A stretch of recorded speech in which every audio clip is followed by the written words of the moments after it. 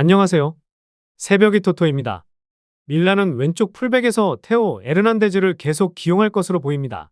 부상자 명단에는 알레산드로 플로렌치, 에메르송 로얄, 루벤 로프터스 치크가 포함되어 있지만 그 외에는 많은 선택지가 있습니다. 유수프 포파나와 사무엘 추크웨제는 벤치에서 출발할 가능성이 높은 선수들입니다. 미국인 공격수 타미 아브라함과 어린 선수인 프란체스코 카마르다를 제치고 멕시코 출신의 공격수 산티아고 기메네즈는 선발 공격수 자리를 이어갈 예정입니다.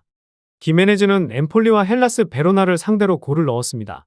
반면 기메네즈는 시즌 초에 시작한 토리노의 채 아담스와 비교하면 뒤처져 있지만 이번 시즌 세리에 A 데뷔자 중 가장 많은 골에 참여한 아담스는 토리노의 공격을 이끌고 있을 것입니다.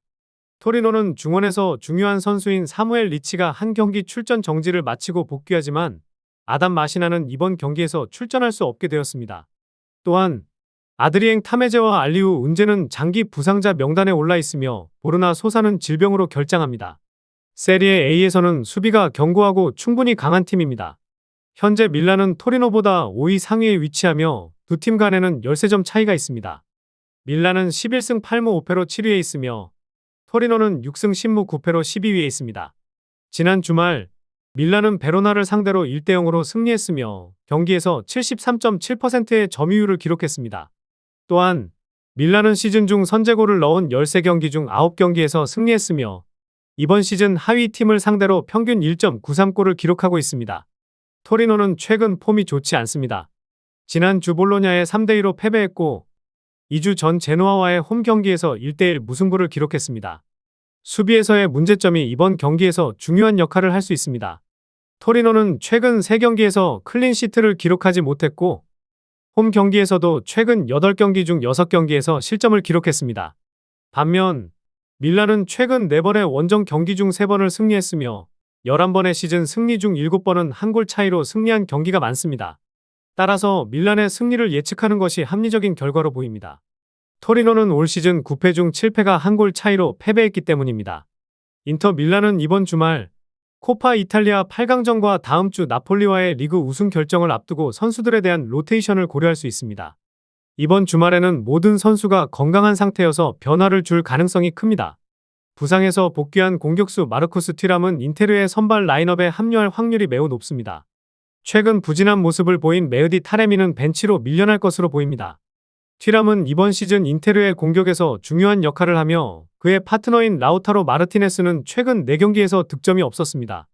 마르티네스는 이전 5경기에서 4골을 기록했지만 제노아를 상대로는 7경기 481분 동안 득점을 기록하지 못했습니다. 제노아의 패트릭 비에라는 부상자들 없이 경기를 치러야 합니다. 호네스트 아아노르, 모르텐 토스비, 밀란 바델지와 비티냐가 결장하며 비티냐의 결장은 맥스웰 코르네나 칼렙 에쿠바니 피나몬티를 지원할 가능성을 높입니다. 인테르는 이번 시즌 세리에 A에서 가장 많은 골을 기록한 팀으로 이번 경기에서 2.5골 이상이 나올 것으로 예상됩니다. 현재 인테르는 제노아보다 리그에서 9위 위에 있으며 두 팀 간의 점수 차이는 24점입니다. 인테르는 25경기에서 16승, 6무, 3패로 2위를 기록하고 있으며 제노아는 11위로 7승, 9무, 9패를 기록하고 있습니다. 제노아는 최근 세리에 A에서 기복 있는 성적을 보였으며 지난 6경기에서 3승, 1무, 2패를 기록했습니다.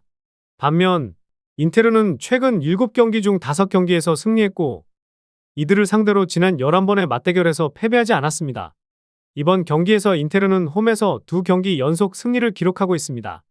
인테르의 공격력은 눈에 띄며 이번 시즌 세리에 A에서 가장 많은 경기에 득점한 팀으로 25경기 중 11경기에서 3골 이상을 기록했습니다. 홈에서는 12경기 모두 득점하며 승리가 예상되는 경기입니다. 인테르의 16승 중 6승은 3골 이상 차이로 승리한 경기였고 제노아의 9패 중 3번도 3골 차로 패배했습니다. 라스 팔마스는 이번 주말 바르셀로나의 전 공격수인 산드로 라미레스를 스쿼드에 복귀시키며 그는 마지막 마료르카와의 경기에서 받은 징계로 결장했었습니다. 다리오 에수고도 징계를 마치고 돌아올 예정입니다.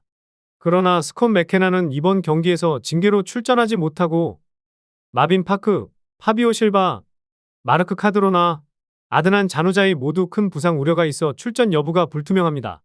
라스 팔마스는 또한 영향력 있는 미드필더인 키리안 로드리게스를 이번 시즌 남은 기간 동안 사용할 수 없게 되었습니다. 로드리게스는 최근 암 재발로 인해 남은 시즌을 결장하게 되었습니다. 한편 바르셀로나는 안드레아스 크리스텐센, 마르크 베르날, 마르크 안드레 테르 슈테겐이 부상으로 결장하며 페르민 로페즈는 레오와의 경기에서 징계를 마친 후 스쿼드에 복귀합니다. 로날드 아라우호는 레오와의 경기에서 벤치에 앉아 있었으나 이제는 선발로 출전할 가능성이 높고 줄스 쿤데는 오른쪽 풀백 자리로 복귀할 예정입니다. 프랭키 데 용은 후세 보리크 감독 하에 다시 중요한 역할을 맡고 있으며 이번 경기에서도 미드필드에서 선발 출전할 가능성이 높습니다. 다니 올모와 마르크 카사도는 벤치에서 시작할 것으로 보입니다. 라스 팔마스는 이번 시즌 승리가 없는 7경기 1무 6패를 치렀지만 그들은 그중 한 경기만 득점하지 못했습니다. 라스 팔마스는 이미 11월에 열린 첫 번째 맞대결에서 바르셀로나를 2대1로 이긴 바 있습니다. 그러나 이번 경기는 라스 팔마스가 최근 7경기에서 승리가 없는 상황이라 바르셀로나의 승리가 유력합니다. 바르셀로나는 모든 대회에서 12경기 연속 무패를 기록 중이며 그중 10경기를 승리로 장식했습니다. 바르셀로나는 그동안 안정적인 성적을 이어왔고 특히 최근 4경기에서는 모두 승리를 거두었습니다. 이번 경기도 라스 팔마스의 홈 구장에서 승리를 거두는 것이 예상되지만 라스 팔마스는 적어도 득점은 할 수 있을 것으로 보입니다. 라스 팔마스는 최근 6경기에서 모두 득점에 성공했고 홈에서 7경기 연속 득점을 기록 중입니다. 바르셀로나는 최근 4번의 원정 경기에서 실점을 했으며 원정에서 13경기 중 16골을 허용한 상황입니다. 바르셀로나는 최근 3경기에서 10골을 넣었으며 지난 7경기 중 4경기에서는 4골 이상을 기록했습니다. 따라서 이번 경기에서는 바르셀로나가 승리할 가능성이 높습니다.